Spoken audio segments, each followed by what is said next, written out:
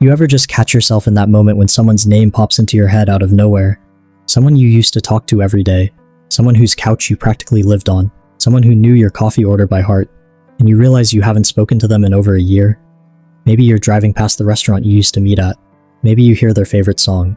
Maybe you just see something funny that you would have immediately sent to them, except you don't anymore. There was no big fight, no dramatic falling out, no blocked numbers or harsh words. They just disappeared from your life, and you didn't even notice it happening. Here's what's wild. This isn't just happening to you. Social network research shows that over 7 years, we replace about half of the people in our close social circle. Half. That friend who felt permanent, that person you swore you'd know forever, there's a coin flip chance they won't be in your life 7 years from now.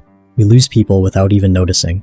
And today we're going to talk about why this happens, what it's doing to us, and most importantly, what we can do about it. Let's be honest about something most of us have experienced but rarely talk about. You know that feeling when you suddenly realize someone important has just vanished from your daily life? It's like watching a plant die in slow motion, except you're not watching. That's the thing. One day you're texting constantly, making weekend plans, sharing inside jokes. The next day becomes next week becomes next month, and before you know it, you're looking at their Instagram stories like you're watching a stranger's life through a window. Here's the thing, there's actually a name for this.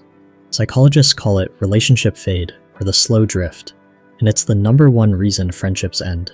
Not betrayal, not arguments, not dramatic blow-ups, just fading. In fact, when researchers studied why young adults lose friendships, nearly 46% said it was simply because they lost touch and grew apart. Less than 10% were because of actual conflict. Think about that. Most friendships don't end with a bang, they end with a whimper. But here's where it gets interesting. We don't just lose people randomly. There's a pattern to this, and understanding it is like having a map to navigate the invisible forces that pull people apart. The first invisible force? Proximity. We like to think our deep connections transcend physical space, but the truth is brutal. Out of sight, out of mind is real. Studies on something called the propinquity effect show that physical closeness is one of the strongest predictors of relationship strength. When someone moves across town, switches jobs, or even just changes their daily routine, the invisible threads connecting you start to thin. The second force? Energy allocation. Your brain has a limited capacity for relationships. Dunbar, the anthropologist, found that we can maintain stable relationships with about 150 people maximum. But within that number, there are layers. Maybe 5 truly intimate connections, 15 close friends, 50 good acquaintances. And here's the kicker. To stay in someone's inner circle, you typically need to connect at least weekly. Miss that rhythm, and you automatically drift to the outer circles. The third force is the most invisible of all, life phase mismatches.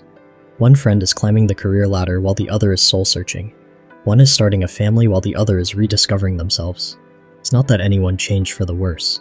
They just changed in different directions, like 2 rivers that started from the same mountain but end up flowing to different oceans. Now here's what makes this whole thing even more confusing. We live in the most connected era in human history, yet loneliness is at epidemic levels. 1 in 5 American adults feels lonely every single day. Every single day. How is this possible? How can we be more connected and more disconnected at the same time? The answer lies in what I call the illusion of connection.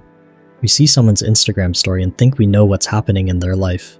We like their posts and feel like we're maintaining the friendship.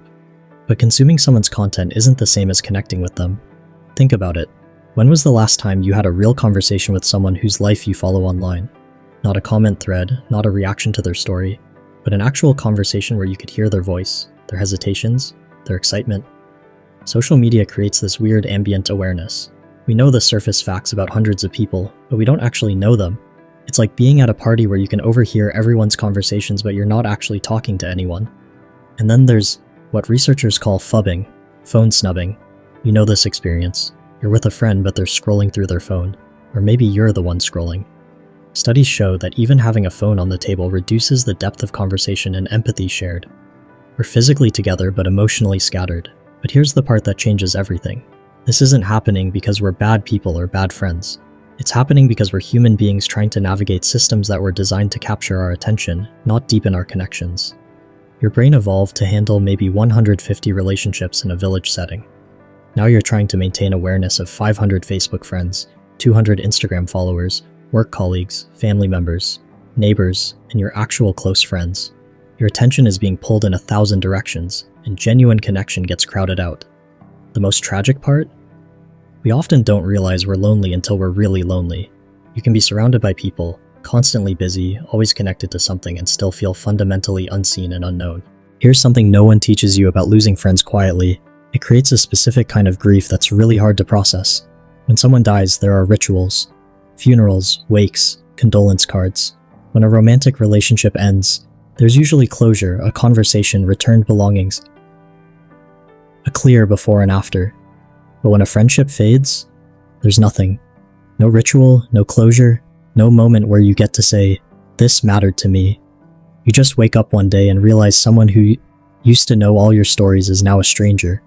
Someone who used to be your first call for good news or bad news is now just a name in your contacts that you scroll past. And because there was no dramatic ending, you can't even fully grieve it.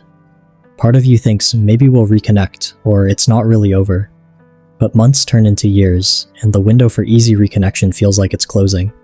Mental health experts are starting to recognize that these ambiguous losses, relationships that end without clear closure, can be as difficult to process as more dramatic losses. The problem is that we don't have a framework for grieving them.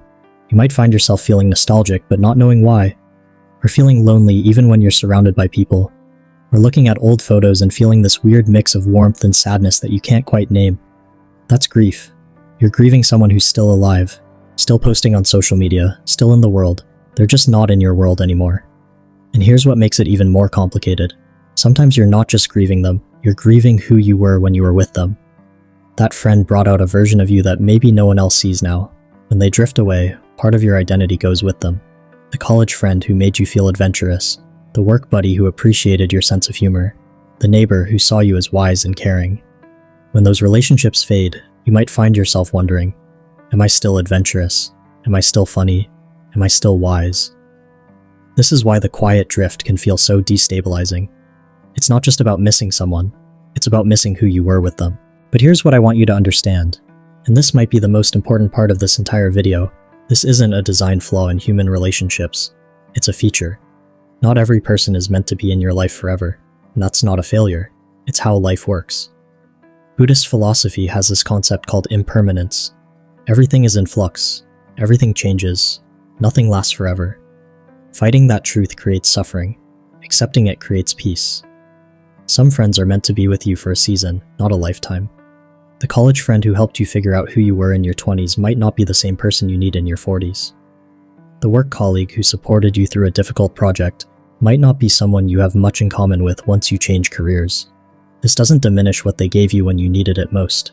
A friendship that lasts 2 years but changes your life is more valuable than one that lasts 20 years but never goes deeper than surface level. Here's what's beautiful about understanding this. It frees you from the pressure of keeping every relationship at the same intensity forever. It allows you to appreciate people for what they brought to your life in the moment, without feeling guilty when the connection naturally evolves or fades. And it opens up space for new connections that fit who you're becoming. Think about it this way. Your life is like a river. Some people are bridges you cross once and remember forever. Others are fellow travelers who walk with you for miles before your paths diverge. A few become lifelong companions who stick with you through every twist and turn. All of these are valuable. All of these matter. The mistake is thinking that everyone should be a lifelong companion, or that bridges and fellow travelers are less important because they're temporary. But here's where this gets really profound. Understanding impermanence actually makes your current connections more precious, not less. When you realize that every conversation might be one of your last with this person, you pay attention differently. You show up differently. That phone call with your friend becomes sacred because you know that one day, there might not be another one. That coffee date matters more because you understand that nothing lasts forever. Impermanence isn't the enemy of deep connection. It's what makes connection possible in the first place. So if losing people is natural, what do we do about it? How do we live in a way that honors both the reality of impermanence and our deep human need for connection? First, let's talk about reconnection. If there's someone on your mind right now, someone you've been thinking about but haven't reached out to, here's what research tells us. They probably want to hear from you more than you think. Studies show that people consistently underestimate how much others appreciate being contacted. You're worried it'll be awkward or that they've moved on, but most of the time, they're actually delighted to hear from you. That fear of rejection you're feeling, it's mostly in your head. Here's a simple technique from recent research. If you're nervous about reaching out to an old friend, start by sending quick messages to a few current friends first. Get into the flow of connecting, and then that message to your old friend will feel more natural. It's like warming up before exercise. The key is not to overthink it. Don't plan some grand reunion. Just send a simple message. I was thinking about you. How have you been? Most of the time, that's all it takes. But here's what's even more important than reconnection: presence. The best way to prevent the quiet drift is to show up fully when you are with people. Put the phone away. Make eye contact. Listen not just to respond, but to understand. Ask follow-up questions. Remember what they tell you and bring it up next time you talk. This sounds simple, but it's revolutionary. Most conversations today happen at surface level while our attention is scattered across multiple channels. When you give someone your full presence, they feel it. They feel seen, heard, valued. That creates a kind of emotional bond that can withstand gaps in communication. The friendship that survives is rarely the one with the most frequent contact. It's the one with the deepest moments of genuine connection. And finally, be intentional about maintenance. Strong relationships don't just happen. They require small, consistent actions over time. Maybe it's a monthly check-in text. Maybe it's always saying yes when someone invites you to something. Maybe it's being the person who initiates plans instead of waiting for others to reach out. Here's what this looks like practically. Pick 3 people who matter to you. Set a reminder to reach out to one of them every week. Not to catch up on everything, just to stay in touch. How's your week going? Thinking of you. Saw this and thought of you. Simple, consistent connection. Here's the truth about human connection that nobody wants to admit. We need each other, desperately, but we're all terrified of being the one who cares too much, reaches out too often, needs too much. So we all sit in our separate bubbles, scrolling through each other's lives, missing each other, and pretending we're fine. But you don't have to do that. You can be the person who reaches out. You can be the one who remembers birthdays, who checks in during hard times, who suggests getting together. You can be the person who notices when someone is drifting away and gently pulls them back. Yes, you'll lose people. Some connections will fade no matter what you do. That's life. But some connections will deepen because you chose to show up.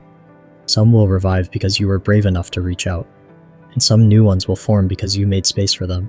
We lose people without even noticing, but we can also find them again and find new ones if we're willing to pay attention. So pay attention, show up, reach out. The connection you save might be the one that saves you. If this resonated with you, let me know in the comments. Is there someone you've been thinking about reaching out to? Maybe today's the day. And if you want more content about building genuine connection in a disconnected world, subscribe and hit the bell. I'll see you in the next one.